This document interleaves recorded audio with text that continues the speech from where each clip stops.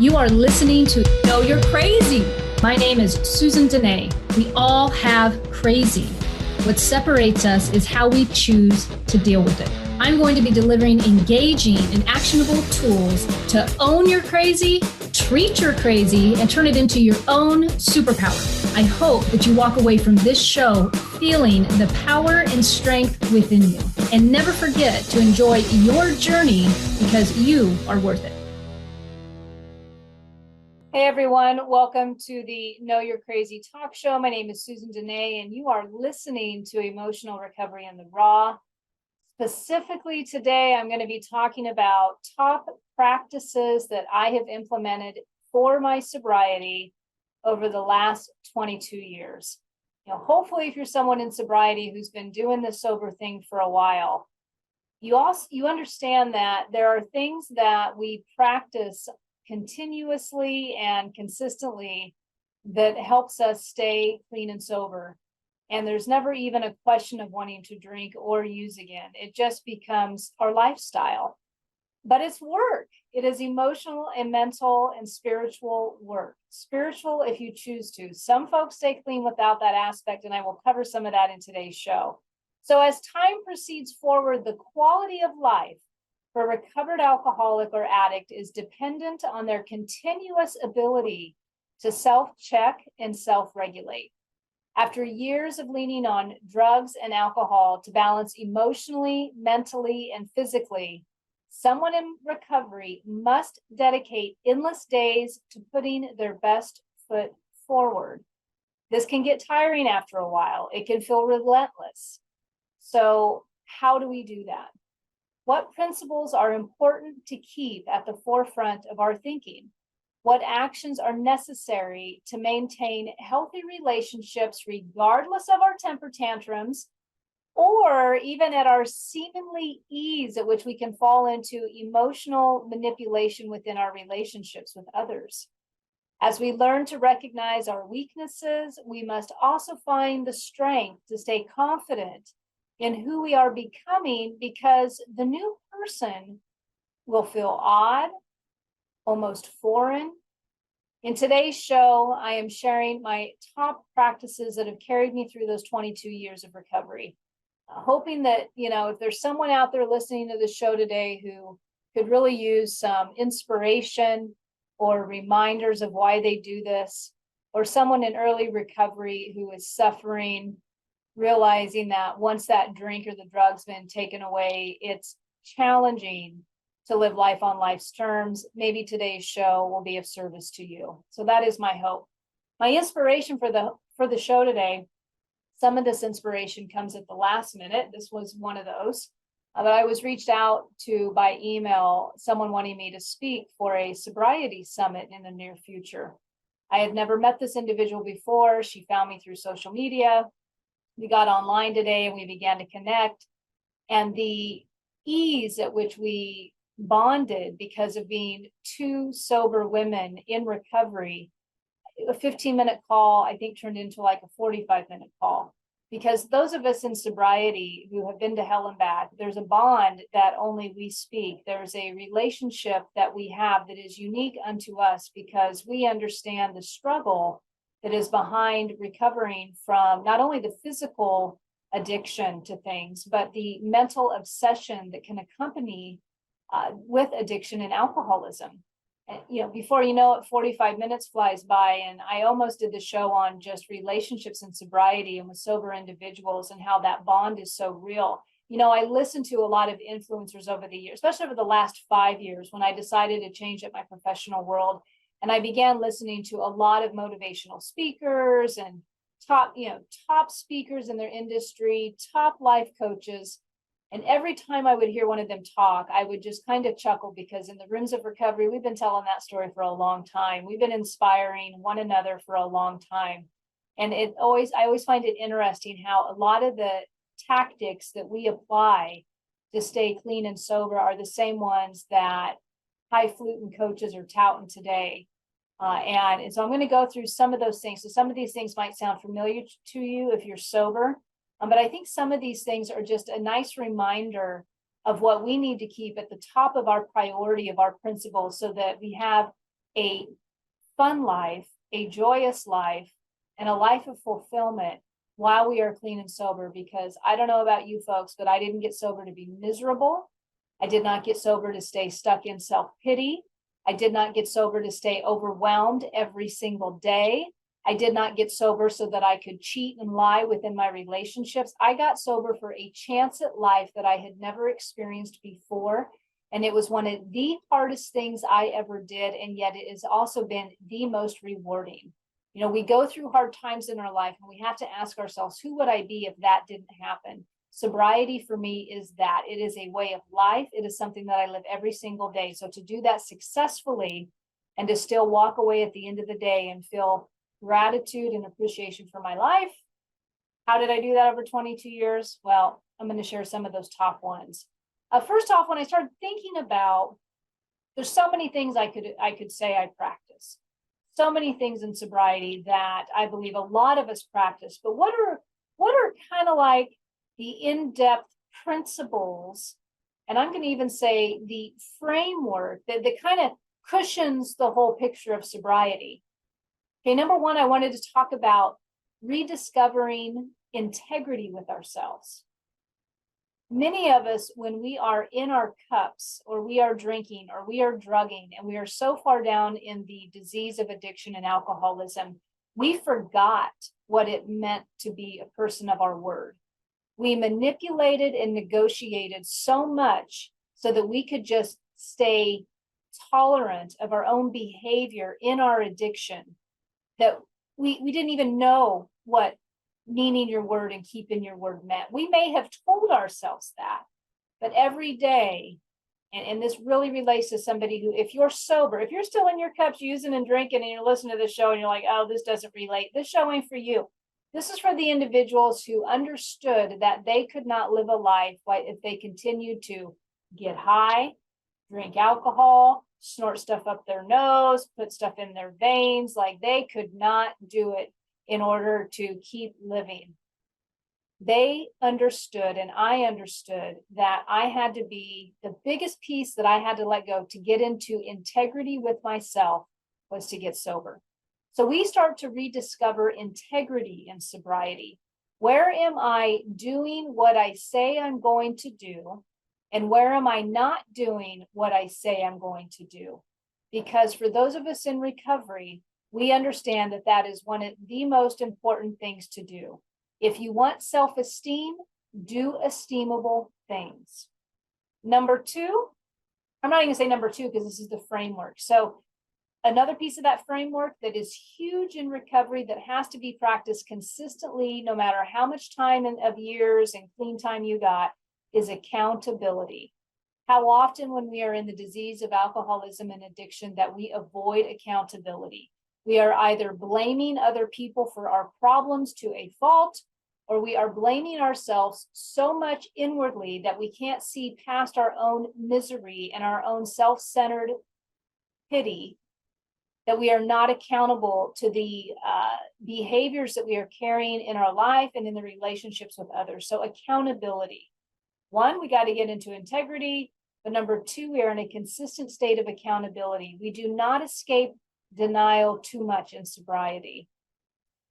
Action, not thinking. This is a big one for those of us in sobriety. So this is something that's going to consistently be practiced when we understand that overanalyzing what we think we know to the point of no action is exactly something that can make us procrastinate and not get into solution. For someone to get sober, we have to take an action, put the drink down, put the drug down, and then we begin taking actionable steps, and habit changes are necessary to keep that going. And the only way that we can do that is if we stay into action and don't begin to try to figure it out, think our way.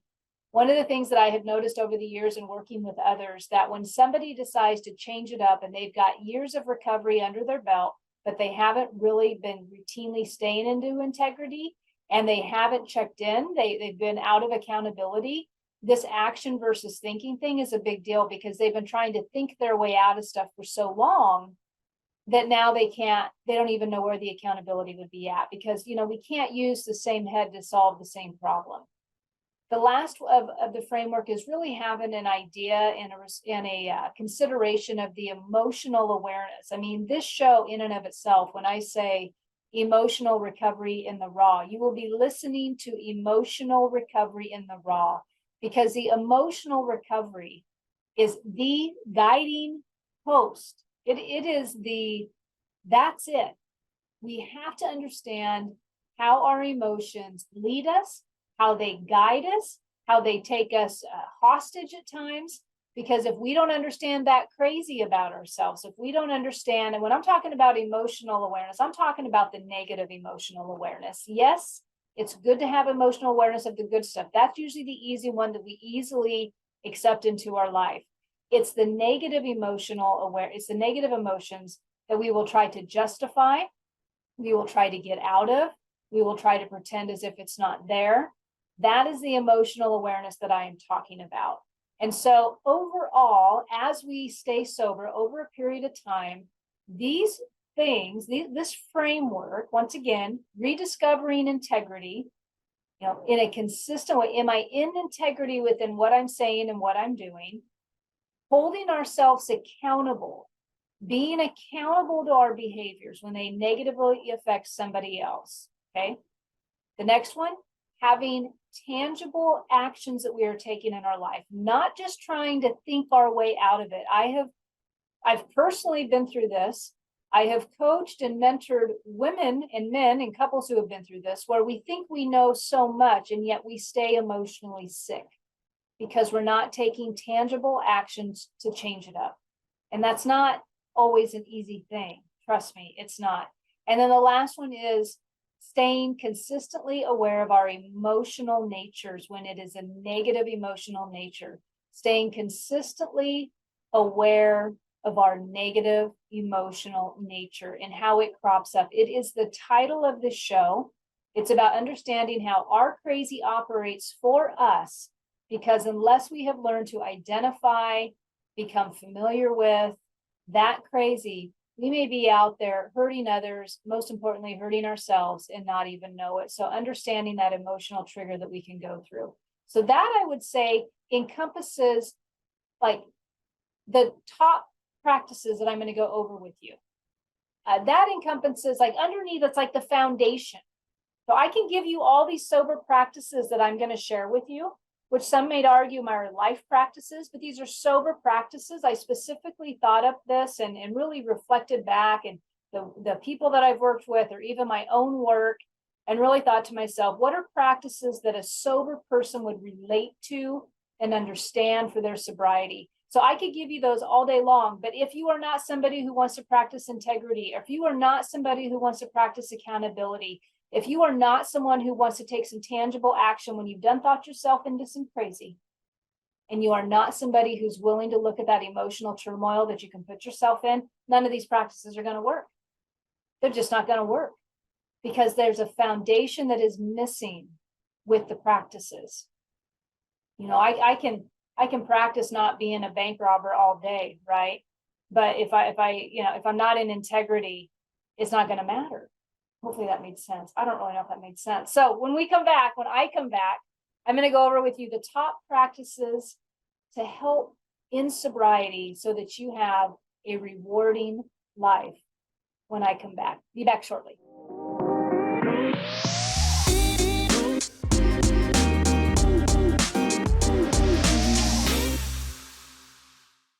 Hey everyone, welcome back to the Know You're Crazy show. You are listening to Emotional Recovery in the Raw. Today's show are the top practices in sobriety. What are the top sobriety practices? In the first part of the first few minutes of the show, I'm just talking about kind of like a foundation in sobriety. Being willing to stay within integrity, being willing to take accountability, being willing to spot when you need action versus thinking. And last was being willing to have emotional awareness of when you're off, when that negative emotional awareness, being aware of when that is happening so that it doesn't hijack you, your mood, and your relationships. That's what I covered on the first part of the show. So the rest of the show, I'm going to be spending time just talking to you about what are top practices in sobriety. As I reflected today, honestly, it didn't take me long to do this outline, and I'm sure there's plenty more practices in addition to this. Because I come from the rooms of recovery, that is my foundation. That's what my whole life had been built around, and I still return to those rooms of recovery. Some of this may seem a little bit repetitive, but I really tried to make it unique for anybody who's sober, even folks who don't do the meeting route, and maybe folks who have like a narcotic sobriety date or an addict sobriety date, but they still occasionally drink, but they still in some respects will appreciate and understand having to give up something really difficult for them because it would have taken them, right? And so I tried to, when I thought about this, I really just tried to focus. It might not be in my definition of sobriety for people. For me, when I say really sober, I mean really sober. But for me, really sober is no mind-altering substance. I'm not going to smoke weed. I'm not going to drink alcohol. I'm not going to do hardcore drugs. I'm not going to do narcotics. But I am going to drink caffeine. Okay. So some people might be, well, then that's not sober. That's okay. If somebody smokes cigarettes, I would still think you're sober. Some people might argue, well, that's nicotine. So that's my definition, and each of us get to define what it means for us personally, because I can't define it for you. You have to define it for you for what works with you. And why is that? Because you have to be accountable to that, and you have to have your own integrity around your drug use, your alcohol use, or whatever it is for you. So as I go through these, hopefully these practices will relate to anybody who is claiming a date of sobriety in any form, maybe something they can relate to. All right, so, and I just put these in kind of random order. The most important ones I left for the bottom, but how I numbered them was like number 1. So quite frankly, number 10 is going to be like the best one, right? But starting out, number 1, what is a practice that I have done over the years that has helped me stay clean? I've had to admit when something isn't working. We have to admit when something isn't working. And the best way to do that is to really take a look every now and then. Take a look at your mood. Have I been feeling depressed? Am I feeling sad? Am I constantly in this state of turmoil? Some type of emotional turmoil. It might be related to a relationship. It might be related to a job. But what is the length of time that has been going on? What is the length of time that has been going on? What I have found in myself and working with other recovered addicts and alcoholics is we are highly tolerant of messed up behavior within ourselves and with others. We over tolerate to an extreme because we have this tendency to really carry a lot of BS, quite honestly. So having the ability to admit this ain't working no more. This ain't working no more. So what are a couple of things besides just recognizing remember the foundation, the emotional uncomfortableness, the emotional awareness, okay? See, I'm already talking about that, aren't I? You're realizing you've been in a state of emotional turmoil for a while and then admitting to yourself, I'm tired. This ain't working no more. There's no right or wrong time for that awareness of when you're ready to shift it up, but just admitting it can be something. I've had to do this in, first marriage. I had to do it with a career of 20 years. Usually what's going to happen is I always like to say, what is the feedback I'm getting to show me that this isn't working no more? If it's a professional that's not working, maybe a job's not working anymore. There's a lot of negative feedback at work. There's a lot of tension. You're resistant every day. The universe is giving you messages like this is not the work for you anymore. There's a constant drag. You're in regretful mode of it. Relationships, what would be feedback that the universe is giving you in a relationship? Turmoil. I had a mentor tell me one time when I was working on a relationship, she looked at me and she's like, Susan, relationships shouldn't be this hard. Relationships shouldn't be this hard.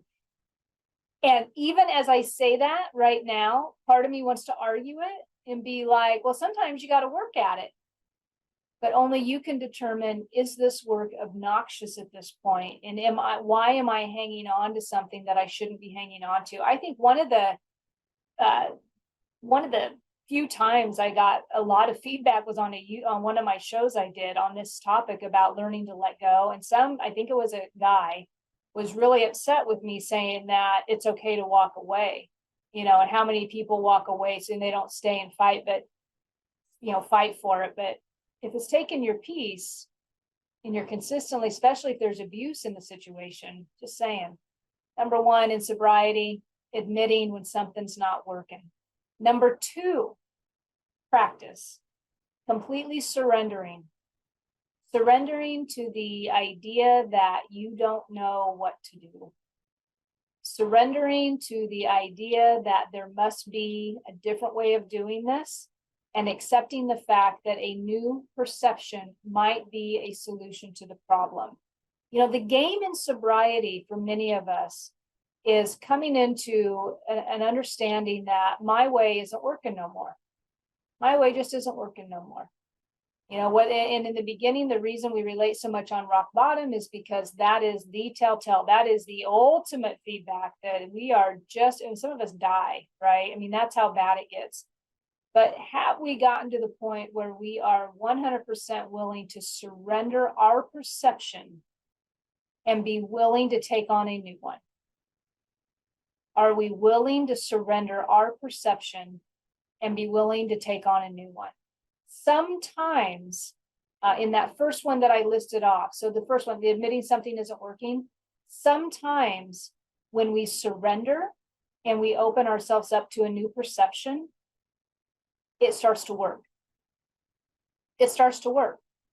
So that thing that we admitted wasn't working, suddenly we've surrendered our will and our way of looking at something, and things start to turn around, and it kind of surprises us.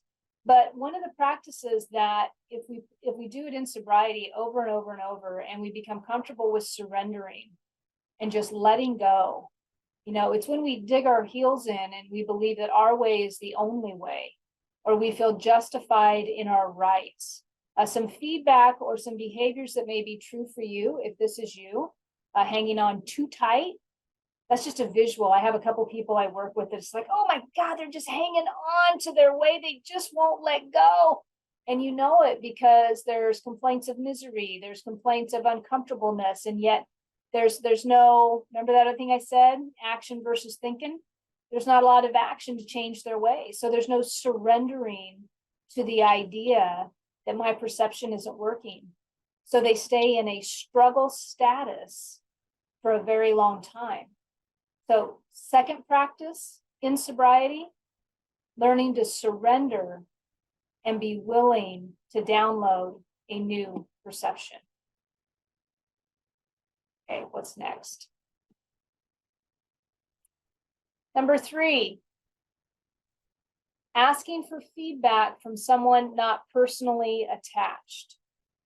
Are you the only decision maker in your life about your life? Just wondering. And if you are, it might be working for you. It might be successful. You might be doing well with that.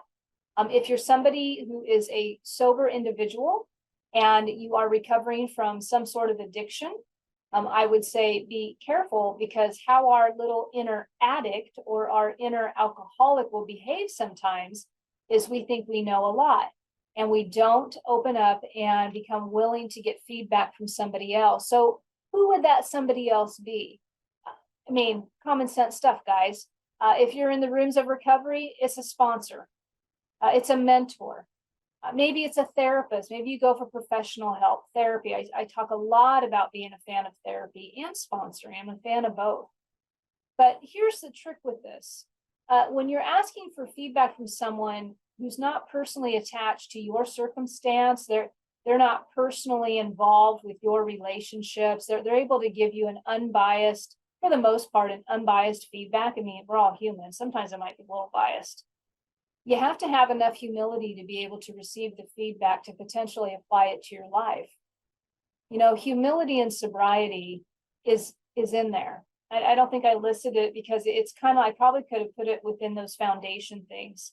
But I can ask for feedback all day long, but if I'm not willing to listen to the message, why am I asking?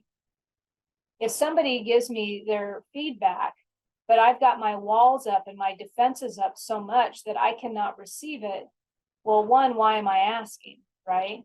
But two, why are my walls up so much? Why is that? Do I like being miserable?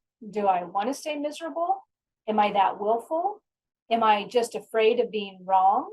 Is it embarrassing for me to not be right? Is my ego clouding over my decision making to the point that I cannot even receive something from somebody without arguing it or without countering why that shouldn't be?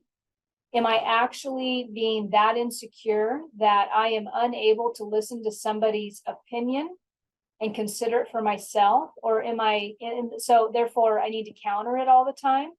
Like, this is a real big one, because none of us would get clean and sober if at some point we were not willing to listen to suggestions from other people who have likely gone before us. So sometimes we have to become clear on who are we willing to receive feedback from, because I don't know about you, but some of us alcoholics, we are stubborn. We are stubborn about who we're going to receive feedback from. So those are the first three. When I come back from break, I am going to go through number 4, 5, and 6. And so if that is, if you want to know what 4, 5, and 6 are, come back. We will be back shortly after break. Thanks.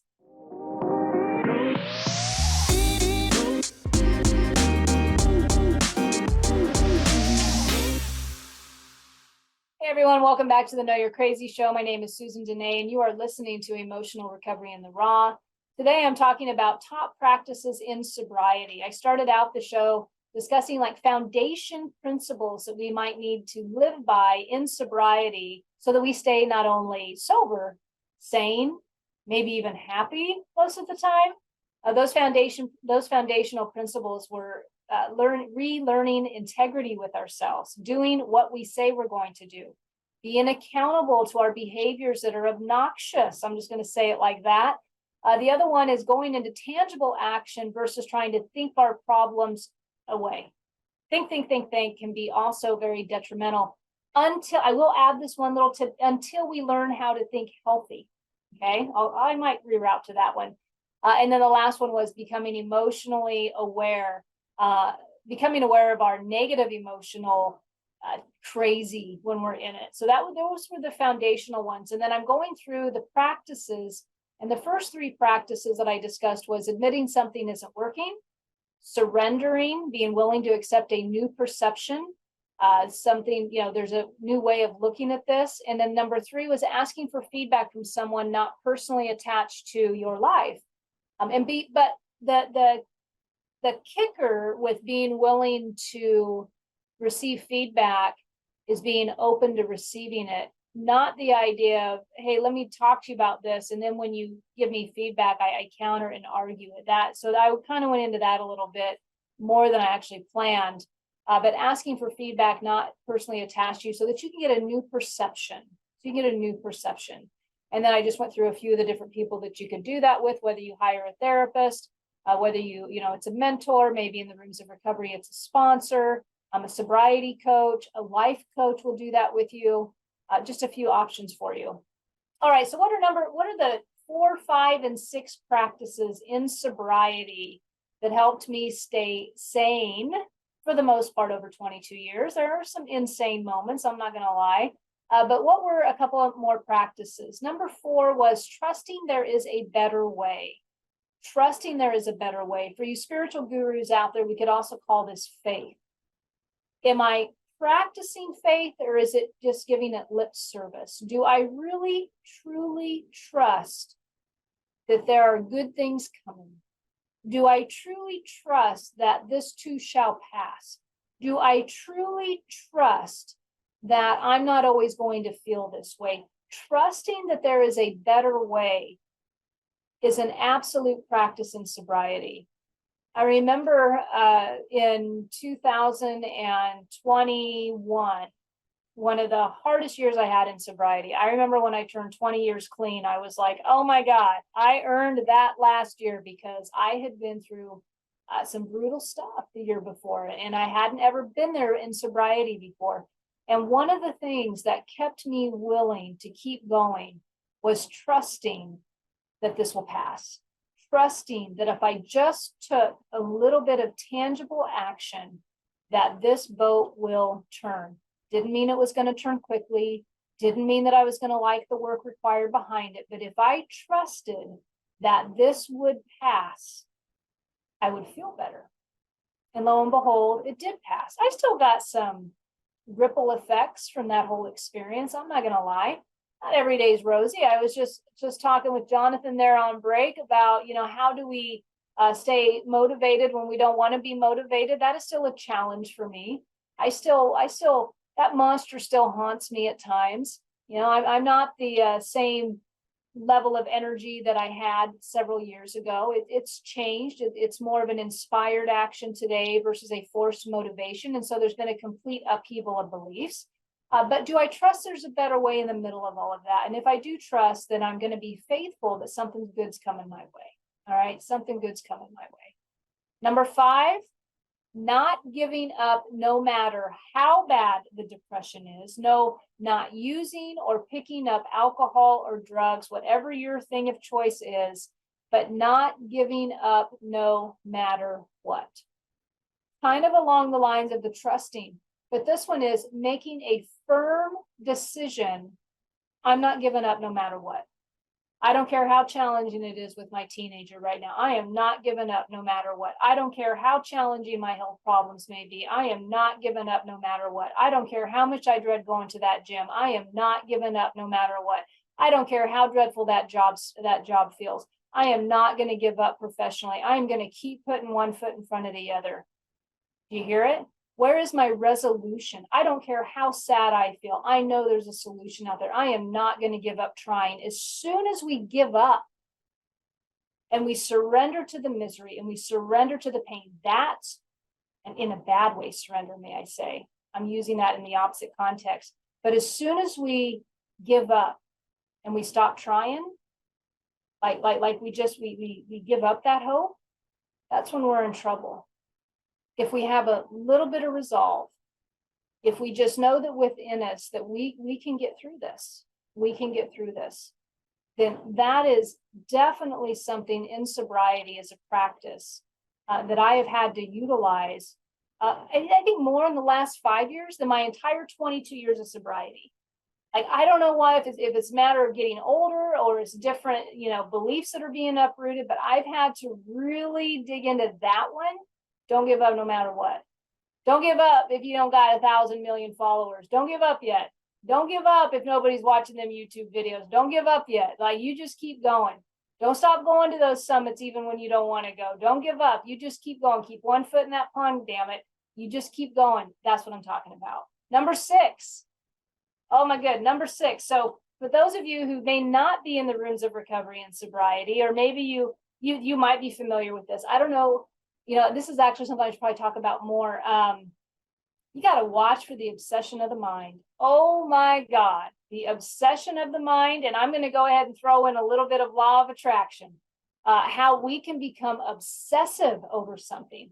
I was talking with someone recently who had a situation under their roof. And I simply said to them, what I am hearing is obsession. I'm obsessed with what they're doing and when they're doing it. I know when they're in their bedroom. I know when they're not in their bedroom. I know when they're going out the door. I know when they're not going out the door. I know when they looked for a job and I know when they didn't look for a job. And I know when this person talks to them and I know when, and I thought, oh my goodness, damn, you got some obsession going on. You are so obsessed about everything that's going on around you that not able to take accountability for your part in that. We got to watch our obsessiveness and how we can fixate on something. You ever had like a problem that you've just mentally masturbated over and over and over, and it's just not going away? Or you've overly obsessed on somebody else's behavior? Usually that'll happen with somebody that we live with. It's miserable. And I just have to say, us addicts and alcoholics, we are some of the worst when it comes to obsession. Our character within us sometimes, I don't know, like, you get shopping too much. You get obsessed about different things you collect. I was recently cleaning out a couple bedrooms in my house, moving one person to another room. And if you ever cleaned up somebody's room or their space, you really learn a lot about them. You learn about what they obsess about. You learn about what they collect, like where their thoughts are most of the time. But for an addict or an alcoholic, when we obsess to the point of misery, Are we obsessed to the point of overly controlling? Are we obsessed to the point of thinking we know right? And there's nothing, we're not leaving any space for new ideas, for peace of mind. We don't leave any of that available because we are so stuck in our obsession. That's a problem. So watching for the obsession of the mind and how it shows up for you is one of the main practices in sobriety. Yeah. All right. That was number 4, 5, and 6. Now I am going to go for number 7, 8, 9, and 10. All right. Number 7. Number 7 practice. Cleaning up our damage. Cleaning up our wreckage. What do I mean by that? Well, if you're new in sobriety and you have yet to reflect back on the damage that you may have done in your addiction, to the people around you, to those that were affected by your addiction and by your behaviors. If you're somebody who doesn't work with a mentor or someone who doesn't work with a sobriety coach or a life coach or anybody like that, I would suggest you do that before you go back and try to clean up some stuff. Sometimes we're just good at cleaning it up and we're able to find our part and make apologies to those that we've damaged. This is what I'm talking about. Cleaning up our damage. Making reparations for what we did goes back to that foundational relearning integrity, doing what we say we're going to do. How many times when we were using, and this can happen in sobriety also, because these practices that I'm going over, this is continuous. This isn't an overnight thing. This isn't something where you just wake up one day and say, oh, okay, I'm going to do this today, and next week I'm going to do this, and then the following I'm going to do. Now, this is an ongoing living practice. That's why I'm going over these with you. This is never ending. This is the part in the beginning when I said this may become tiring. It may wear you out. You may get tired of this in sobriety. But if I want to stay sober and I want to stay with integrity of myself, I have to be able to take the accountability, once again, part of the foundational framework, and really look at where did I do damage? And I have to be willing to clean up my damage. And this can happen, like I said, in our cups when we're using, or even in sobriety when our selfishness acts up, our self-centeredness acts up, and we just make people around us miserable. We make people around us miserable. We have to be willing to go back and clean up that damage, because that is how our relationships get reestablished. I have the honor of working with somebody right now who is absolutely all over this piece of it. And she is understanding 100% of what her role was for the first time. And the transformation that's occurring is amazing to watch this happen. All right, so when I come back from break, I am going to wrap up number 8, 9, and 10 of the top practices. Remember, these are the 3 best ones coming up because I saved the best for the last. So if you are hanging in there with me today and you are interested in what number 8, 9, and 10 are, then please stay tuned because that is what I will be wrapping up the show with today. Be back shortly.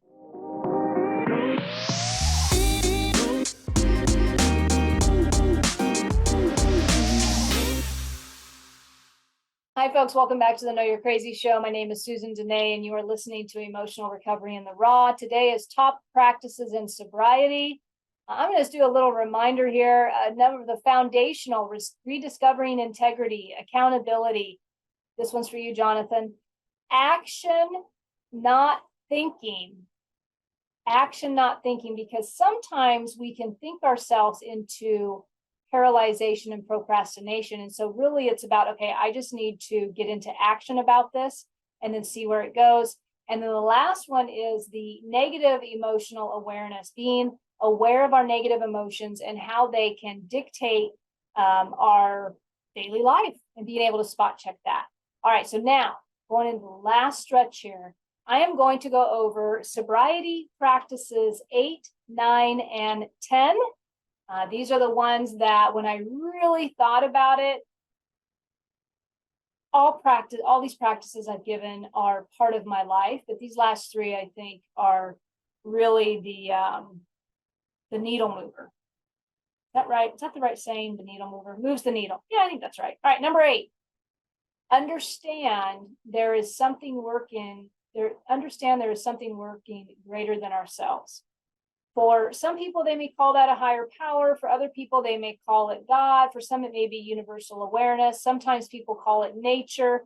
But just understanding that there's more to the equation than just you.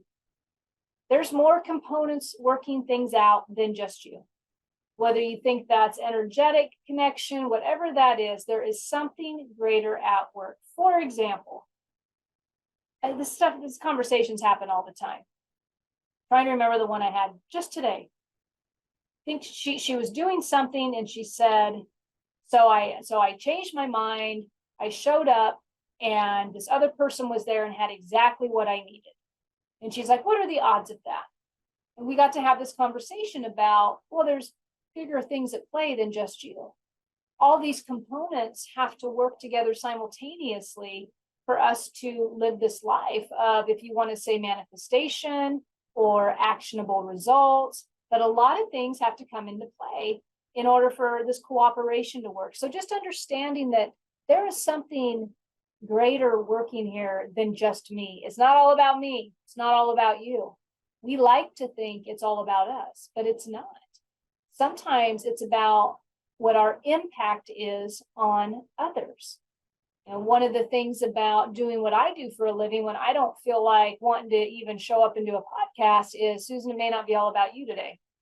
It may be about somebody who's tuning in who can really benefit from whatever you're going to say, which to me, because this is what I do and this is what I live, it's really no big deal. I mean, I'm talking people every day. I talked to 3 different women today, in it, working it, talking it, coaching it, mentoring it, whatever. So this is like second nature to me.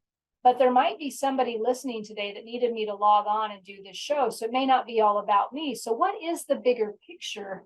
And keeping that in mind, that sometimes I have to have a bigger perception than just me, right? Something greater is working here, and I have to trust that process. All right, number 9. This is a good one. I was kind of stalling a little bit, trying to formulate how would I explain this, and then I read a blog, and it was like spot on. Practice what you preach. It's in alignment with that very first foundational principle of relearning integrity. Practice what you preach. I will be honest with you. I am not the recovery person you want to work with if you want to tell me you ain't got time to do certain things. I'm not the one.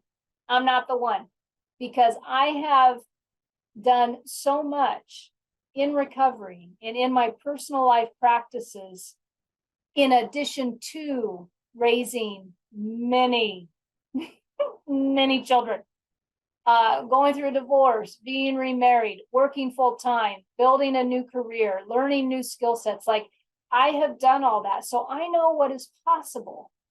But because I know what is possible, I also know how challenging it can be. And I also know that that's not for everybody. And then it stopped being for me too. But I do practice what I preach.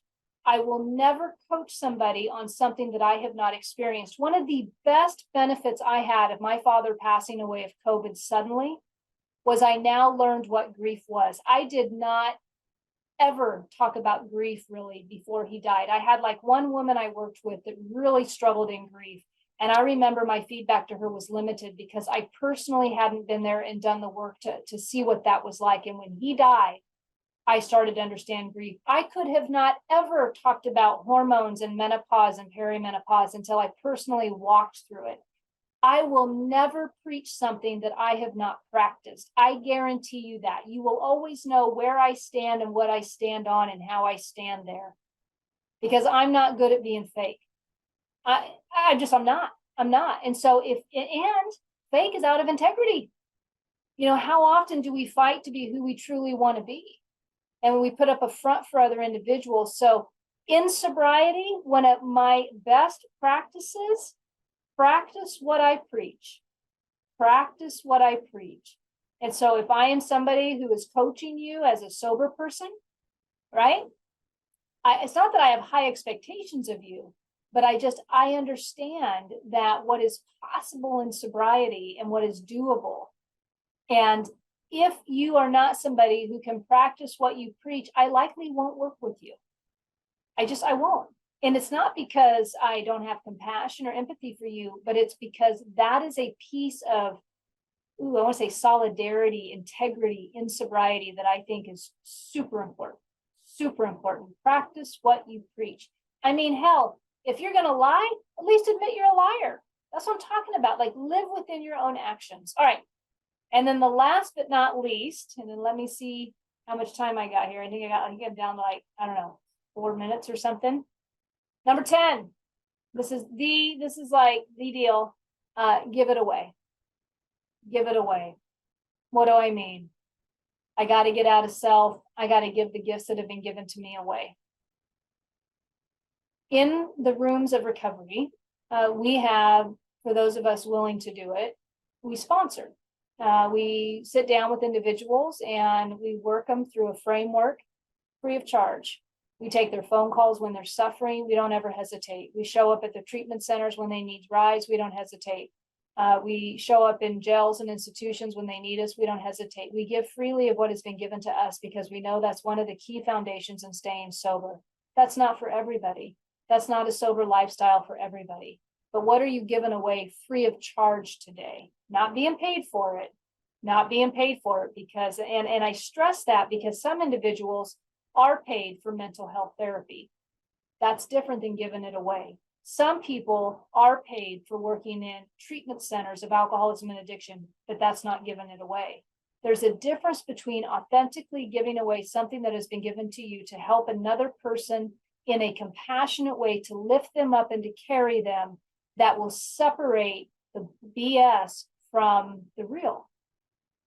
Learning to give away what has been given so freely to you, whether that means you're going to be a mentor, whether that means you're going to be a volunteer, but you are going to help somebody without a paycheck, without a motive other than it's a right thing to do, to give back to another fellow human being. Giving it away changed my life. It taught me how to be a mother. It taught me how to detach with love. It taught me so much about me. And it's a game changer. It's a game changer. So one of my top sobriety practices was giving this thing away. I'm 22 years clean and sober. I helped people a few times before I became 7 years clean. But then I became 7 years clean and something changed in my life. Actually, I got real miserable. And I had to go back and I had to upgrade my life. And I did it in a very intentional, focused way. And that's when everything changed. And I began to help others unconditionally. And I did it while raising 4 children. I did it while working full time. It can be done.